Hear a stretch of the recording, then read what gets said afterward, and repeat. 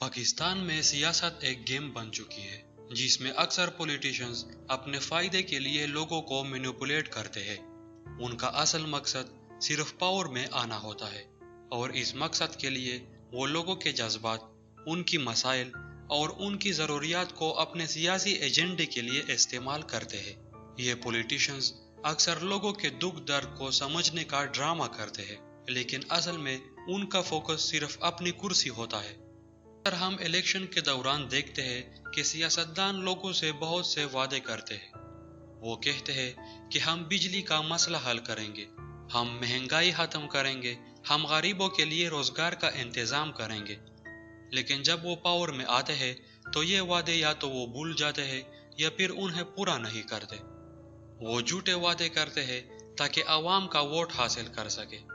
Election से पहले वो लोगों के बीच आकर उनका दर्द सुनते हैं, लेकिन इलेक्शन के बाद उनका असल फोकस अपने फायदे पर होता है, चाहे वो करप्शन हो या अपने सपोर्टर्स को नवाजना। पाकिस्तान में एक और तरीका जो सियासतदान लोगों का इस्तेमाल करते हैं वो है कौमी और मजहबी तफरीकात। पॉलिटिशियंस अक्सर लोगों को उनके एथेंसिटी या रिलीजन के नाम पर डिवाइड करते हैं। इस डिवीजन का फायदा यह होता है कि वो अपने सपोर्ट बेस को मजबूत कर लेते हैं और एक ग्रुप को दूसरे ग्रुप के खिलाफ खड़ा कर देते हैं। फॉर एग्जाम्पल, सिंध और पंजाब के लोगों के दरमियान डिफरेंसेस को पॉलिटिशियंस अपनी सियासत के लिए बढ़ावा देते हैं। इसी तरह मजहबी कार्ड खेलकर वो अपने सपोर्टर्स को इमोशनली मैनिपुलेट करते हैं और लोग समझते हैं कि ये लीडर उनके रिलीजन को प्रमोट कर रहा है। बहुत से सियासतदान जब उन्हें किसी केस या करप्शन का सामना होता है तो वो विक्टिम कार्ड खेलते हैं। वो लोगों के सामने ये इम्प्रेशन देते हैं कि उनके खिलाफ साजिश हो रही है और इसी तरह लोगों की सिंपैथी हासिल करते हैं।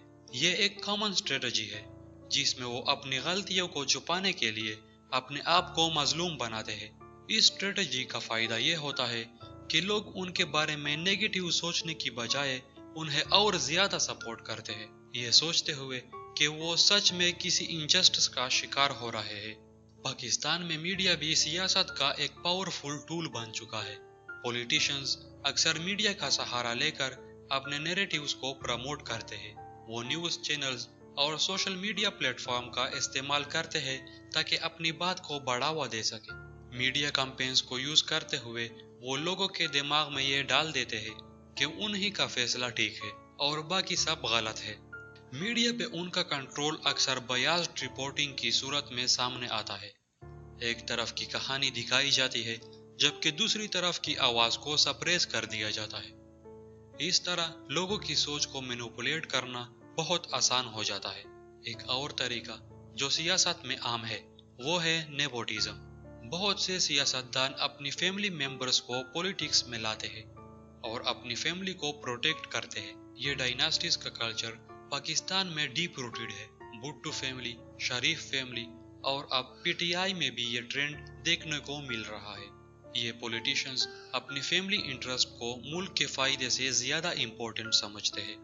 ये पावर ट्रांसफर अक्सर उन्हीं घरानों में होती है जो पहले से पावरफुल होते हैं। इससे गरीब और आम आवाम पॉलिटिक्स में हिस्सा नहीं ले सकते और वो हमेशा एलाइट क्लास के नीचे दब कर रह जाते हैं।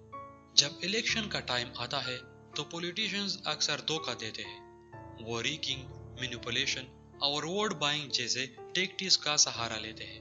आवाम को छोटी मोटी इंसेंटिव्स दी जाती है जैसे राशन बैग्स, पैसे या डेवलपमेंट प्रोमिसेस ताकि वो वोट दे दे। इलेक्शन के बाद वो प्रोमिसेस हवा हो जाते हैं और पॉलिटिशियंस अपने असल एजेंडे पर चलने लग जाते हैं। इस गेम का असल ऑब्जेक्टिव पावर हासिल करना होता है और आवाम का फायदा सेकेंडरी या टर्टियरी होता है। तो दोस्तों, ये थे कुछ तरीके जो सियासतदान पाकिस्तान में अपने फायदे के लिए आवाम का इस्तेमाल करते हैं। ये लोग इलेक्शन के दौरान वादे करते हैं, मीडिया का सहारा लेकर अपने एजेंडेस को प्रमोट करते हैं और कौमी और मजहबी तफरीकात को बढ़ावा देते हैं। एज अ रिस्पॉन्सिबल सिटीजन हमें इन टैक्टिक्स को समझना होगा और अपने फैसले इस बेस पर करने होंगे कि कौन सच में मुल्क के लिए काम कर रहा है और कौन सिर्फ अपने फायदे के लिए। آپ کا کیا خیال ہے؟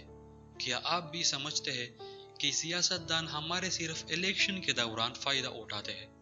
کمنٹس میں اپنے خیالات ضرور شیئر کریں، اور اگر ویڈیو پسند آئی تو لائک کریں اور چینل کو سبسکرائب کرنا مت بھولیے گا۔